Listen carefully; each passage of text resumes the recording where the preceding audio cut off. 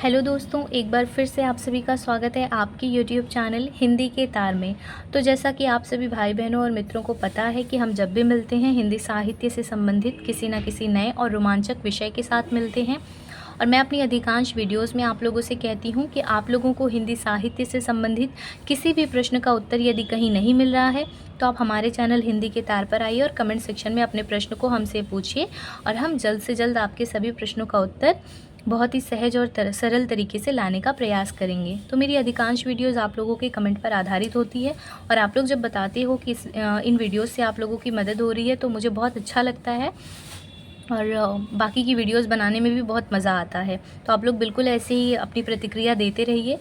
और आज की यह वीडियो भी है तुलसीदास का सामाजिक चिंतन।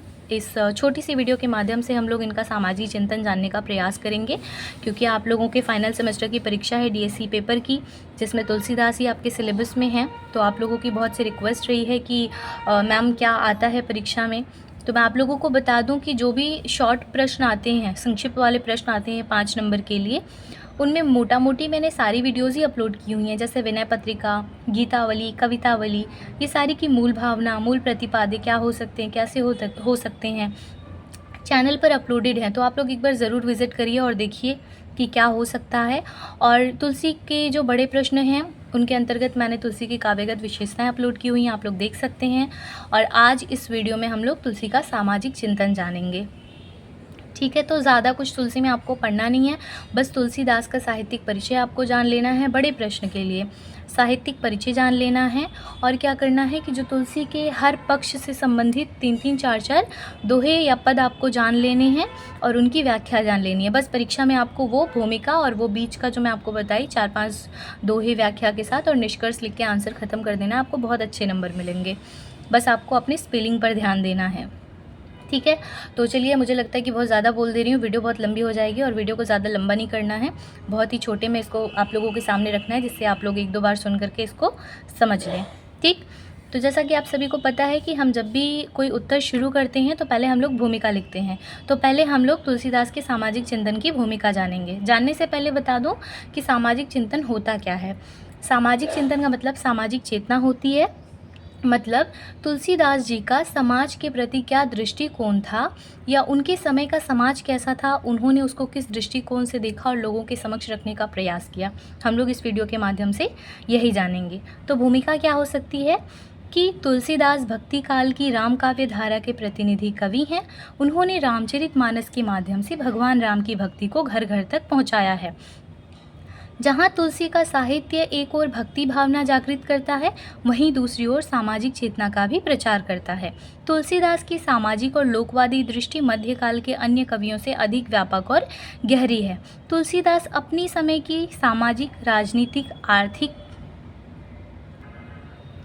आदि स्थितियों को अनदेखा नहीं करते, बल्कि वह उस पर भी अपनी कलम चलाते हैं। तुलसीदास उस काल से संबंध रखते हैं जो सामंती मूल्यों से ग्रस्त था। इस समय वर्ण व्यवस्था का कठोर प्रचलन था और नारी की स्थिति भी अच्छी नहीं थी। तुलसी ने भक्ति में वर्ण व्यवस्था का विरोध किया है और साथ ही कर्मपद से हट जाने वाले ब्राह्मणों को भी काफ़ी भला बुरा कहा है। तो यहाँ तक पढ़ने के बाद आपको मैं बता दूं कि तुलसीदास से पहले भी वाल्मीकि ने रामायण की रचना की थी, लेकिन तुलसीदास ने दोबारा से रामचरितमानस की रचना की। क्यों? क्योंकि जो रामायण की रचना वाल्मीकि ने की थी वह उन्होंने संस्कृत भाषा में लिखा था और संस्कृत भाषा सभी को नहीं आती थी। इसीलिए तुलसी को लगा कि एक ऐसे रामायण की रचना करनी चाहिए जो आम जनजीवन की भाषा हो, आम लोग जिस भाषा को आसानी से समझ सकें। इसीलिए उन्होंने रामचरितमानस की रचना की और राम की भक्ति को घर घर तक पहुंचाया। अब उन्होंने ब्राह्मणों का विरोध क्यों किया, ये कैसे किया, अब हम लोग ये जानेंगे। उससे जाने से पहले बता दूं कि तुलसी जिस समय से थे वह समय क्या था, मुगलों का काल था, जिसको यहाँ पर सामंती मूल्यों से ग्रस्त बोला गया है। और उस समय जाति पाति, छुआछूत, नारी स्थिति, ये सब की क्या थी, बहुत दयनीय स्थिति थी और वो ढोंग पाखंड ये सब भी बहुत ज़्यादा था। तो ये क्या कह रहे हैं कि कर्मपद से हट जाने वाले ब्राह्मणों को भी बहुत भला बुरा कह रहे हैं। इसके लिए उनका एक कोटेशन है, आइए उसको देखते हैं हम लोग। कोटेशन क्या है, जाके नख अरु जटा विशाला, सोई तापस प्रसिद्धि कलिकाला। ये सारे कोटेशंस बहुत इंपॉर्टेंट है, आप लोग प्लीज़ इनको ज़रूर परीक्षा में लिखिएगा, अच्छे नंबर दिलाने में आपकी मदद करेंगे। ठीक, हम लोग आगे बढ़ते हैं। तुलसी ने अपने समय की राजनीतिक विसंगतियों की कटु आलोचना की है और राजा के लिए भी दंड की व्यवस्था करते हैं। आप लोग देखिए कि वे जो हैं अपने समाज में व्याप्त किसी भी व्यक्ति की आलोचना करने से नहीं छोड़ते हैं। यहाँ तक कि राजा के लिए भी वो कहते हैं कि अगर राजा जो है अन्यायी है तो उसको भी दंड मिलना चाहिए। उसके लिए उन्होंने क्या कहा है, गूढ़ गंवार नृपाल मही जमन महामहिपाल सामन दामन भेद कली केवल दंड कराल। ठीक, आगे क्या है, तुलसी सिर्फ राजनीतिक विसंगतियों को ही उजागर करके नहीं रुक गए, बल्कि उन्होंने तत्कालीन समाज की आर्थिक विसंगतियों की ओर भी हमारा ध्यान आकृष्ट किया है। उन्होंने गरीबी, अकाल, बेरोजगारी आदि की सभी समस्याओं पर अपनी कलम चलाई है। क्या कह रहे हैं, नहीं दरिद्र सम दुख जग माही, संत मिलन सम सुख जग नाही। ये पहला कोटेशन है। दूसरा क्या है, कली 12 बार दुकाल पड़े, बिनु अन्न दुखी सब लोग मरे।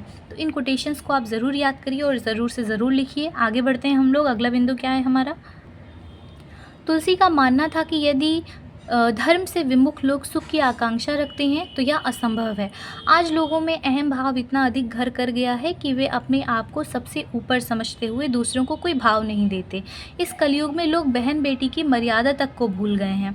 क्या कह रहे हैं तुलसी, लघु जीवन संवत पंचदशा, कल्पांत न नास गुमानु असा, कलिकाल बिहाल किए मनुजा, नहीं मानत क्यों अनुजा तनुजा। ठीक, आगे बढ़ते हैं हम लोग। आगे क्या है, तुलसी क्या कह रहे हैं कि कहीं भी संतोष और शीतलता नहीं थी। सबके भीतर ईर्ष्या, अहंकार, कठोर वाणी, लालच आदि ने घर कर लिया था।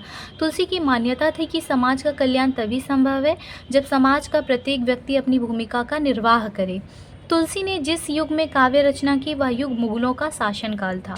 भारतीय समाज की पतनोन्मुख दशा का पता तुलसी के कलयुग वर्णन से चलता है। निम्नलिखित पंक्तियों के माध्यम से तुलसी ने तत्कालीन समाज की दुरावस्था पर वर्णन करते हुए लिखा है कि खेती न किसान को, भिखारी को न भीख भली, बनिक को बनिज न चाकर को चाकरी।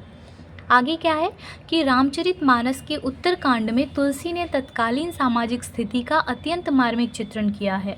वर्तमान भारतीय समाज में माता पिता की आज्ञा का पालन पुत्र तभी तक करता है जब तक वह अविवाहित है।